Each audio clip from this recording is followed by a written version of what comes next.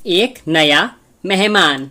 School की बस traffic signal पर खड़ी थी और 6 साल का आयुष समझो ड्राइवर भैया से के सर पर गर्मी का दिन था।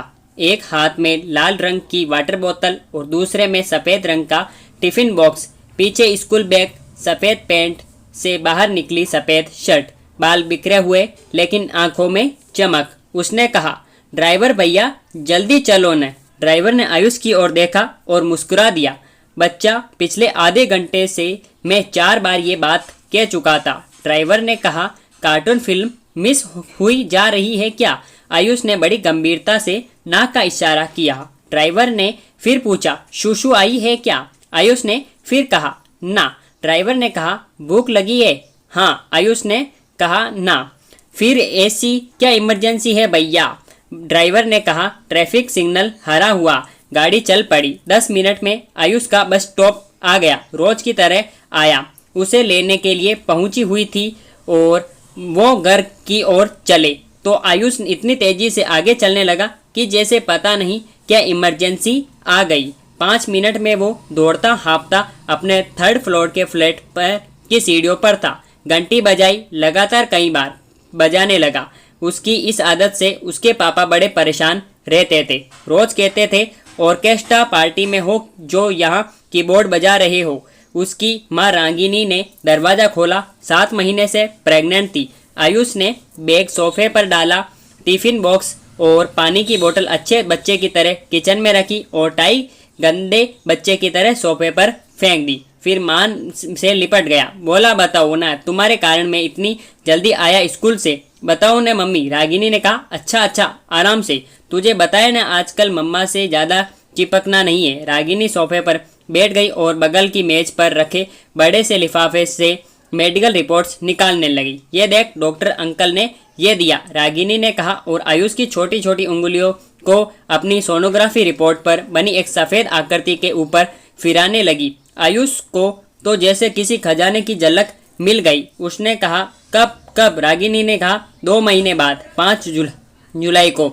आयुष उठा, अपने हाथ फैलाए और पूरे घर में एरोप्लेन बनकर मंडराने लगा और जोर जोर से गाता जा रहा था, मेरे घर एक काका आने वाला है। रागिनी और उसके पति मोहित के घर में दूसरा बच्चा आने वाला था। वक्त का जोड़ घटाना गणित करके उन्होंने शादी के 1 महीने बाद जो आने वाली जिंदगी का कैलेंडर बनाया था, उसका हर पन्ना प्लान के मुताबिक पलटता जा रहा था। 2 साल में पहला बच्चा, जब वे 6-7 साल का हो तो दूसरा बच्चा। दोनों के लिए अलग अलग फिक्स्ड डिपॉजिट।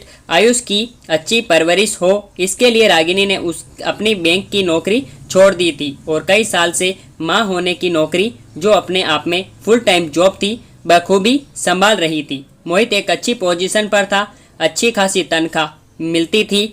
साल में एक बार पति पत्नी कहीं न कहीं छुट्टी पर जरूर चले जाते थे और इस बार की गर्मियों में किसी अच्छे हिल स्टेशन जाने की प्लानिंग चल रही थी कि डॉक्टर ने सख्त हिदायत दी कि रागिनी ट्रैवल नहीं कर सकती। अगले ही दिन मोहित ने रागिनी की माँ को याद शहर फ़ोन लगाया और कहा, मम्मी, डॉक्टर ने तो रागिनी को कहा कि वो कहीं जा नहीं सकती, तो हमने अपनी छुट्टी भी कैंसिल कर दी है और उसके बाद लक्ष्मी की शादी में याद शहर भी नहीं आ पाएंगे। लक्ष्मी को समझा दीजिएगा। आप ऐसा करिए, शादी के फौरन बाद आप यहाँ रागिनी के पास आ जाइए। हाँ, पापा से कहिएगा 2-3 पेटी लीची और आम जरूर पैक करवा दे। ये आयुष को खाने को नहीं मिले न तो वो मुझे खा जाएगा।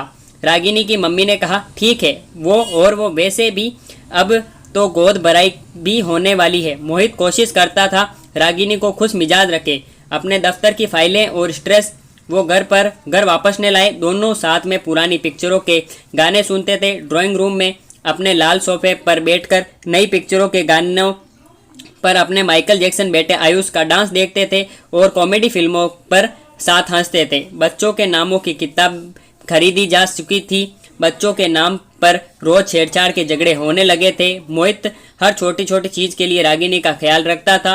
दफ्तर से फोन करके खैरियत पूछता था। बॉस से बहाने बनाकर जल्दी सरक लेता था। ऐसा लगता था कि इस बच्चे ने अपना जादू दुनिया में आने से पहले ही चलाना शुरू कर दिया था। जिंदगी की दौड़ भाग में मशरूफ हो चुके मोहित और रागिनी फिर से वही पुराने प्रेमी बनते जा रहे थे। रेलवे स्टेशन पर गाड़ी आने में 20 मिनट की देर थी। स्कूल की छुट्टियों का वक्त था और प्लेटफार्म पर बैठने की जगह ही नहीं थी। वैसे मोहित अगर बैठना चाहता तो भी आयुष उसे बैठने नहीं देता। वो रेलवे स्टेशन होश संभालने के बाद पहली बार आया था। बहुत खुश था। उसकी नानी जो आ रही थी। मोहित ने रागिनी की मम्मी से कहा कि वो फ्लाइट के टिकट भेज रहा था, पर आप तो जानते ही हैं कि इन सब मामलों में माँ बाप बच्चों की सुनते ही कहाँ हैं। ट्रेन आई, नानी उतरी और आयुष तो प्लेटफार्म पर ही चालू हो गया। हाथ फैलाकर हवाई जहाज बनकर गाए जा रहा था। मेरे घर एक काका आने वाला है। रास्ता भर नानी ने आने वाले बच्चे के बारे में बात करता रहा। ऐसा लग रहा था कि बच्चे की आने की खुशी माँ बाप से ज़्यादा आयुष को थी। वो तो इसके अलावा कुछ बात ही करने को तैयार नहीं था। जो उसके घर आता आयुष अपना फेवरेट डिस्कशन शुरू कर देता था और मौका मिलते ही अंदर के कमरे से कागजों का ढेर ले आता था जिसमें उसने कई सारी ड्राइंग बनाई थी। असल में आयुष ने अपने माँ बाप से कह रखा था कि वो आने वाले बेबी का चेहरा गैस करके रोज एक ड्राइंग बनाएगा। नानी हाथ मुंह धोकर उसके लिए लीची छीलने के लिए बैठी ही थी कि आयुष ने कहा, नानी जब बेबी घर आएगा ना और मेरी इतनी सारी ड्राइंग में अपने फोटो देखेगा तो बहुत हैप्पी हो जाएगा। फिर मैं रोज उसे अपने साथ पार्क में खेलने के लिए ले जाऊंगा और उसको अपनी बॉल दूंगा। अपने साथ स्कूल ले जाऊंगा, बिल्कुल नहीं मारूंगा। ऐसा लगता था जैसे आयुष भाई साहब ही सबसे बड़े अथॉरिटी हैं आने वाले बेबी के ऊपर। रागिनी की माँ ने भी अपनी तैयारियां शुरू कर दी थी। वो बच्चे के लिए उनके मोजे बुनने लग गई थी। वे छोटा सा पालना खरीद लिया था और रागिनी के सामने बैठकर धार्मिक ग्रंथ पढ़ने लगी थी। लेकिन आयुष के ने पालने को रिजेक्ट कर दिया था। वो मोहित से जिद करके बंक बेड खरीदवा लाया था। कहता था कि वो नीचे वाले बेड पर सोएगा और बेबी ऊपर वाले में। मोहित अक्सर कमरे के एक कोने में बैठा चुपचाप बड़े चाव से आयुष की हरकतों को देखता रहता था और सोचता था कि काश बड़े भी दुनिया को इसी मासूमियत और सरलता से देख पाते जैसे बच्चे देखते हैं। रागिनी की गोद भराई की तैयारियां शुरू हो गई थी।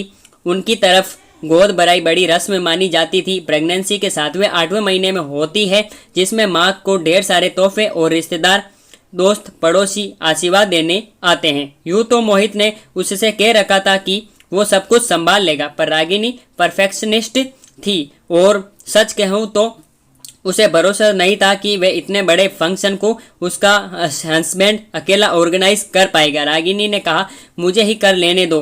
दिन भर एक सोफे से बिस्तर और बिस्तर से सोफे के बीच पेंडुलम की तरह घूमती ही तो रहती हूँ। मुझे लगता है कि गोद भराई की तैयारियां एक बहाना ही रहा होगा। रिश्तेदारों की उस फौज से बचने के लिए जो धीरे धीरे घर पर दावा बोलने की तैयारियां कर रही थी। मामियां और भाभियां, चाचियां और फूफियां सब आने का मन बना रही थी। इस बीच आयुष का बेबी पूर्ण जोर शोर से चालू था। अब तो उसके फ्रेंड्स भी बच्चे के बारे में पूछने लग गए थे। तो दोस्तों, ये एक नया मेहमान आने वाली कहानी का पहला पार्ट है। इसका सेकंड पार्ट आपको जल्दी देखने को मिल जाएगा। और चैनल पर यदि आप नए हो या फिर अभी तक आपने हमारे चैनल को सब्सक्राइब नहीं किया तो जल्दी से नीचे जाकर लाल कलर के बटन को प्रेस करके पास ही में स्थित बेल आइकन को दबा लेना, जिससे ऐसी वीडियोस की सब नोटिफिकेशन सबसे पहले आप तक पहुंच सके। फिर मिलेंगे ऐसे धमाकेदार वीडियो के साथ। तब तक के लिए tata bye bye, love you all.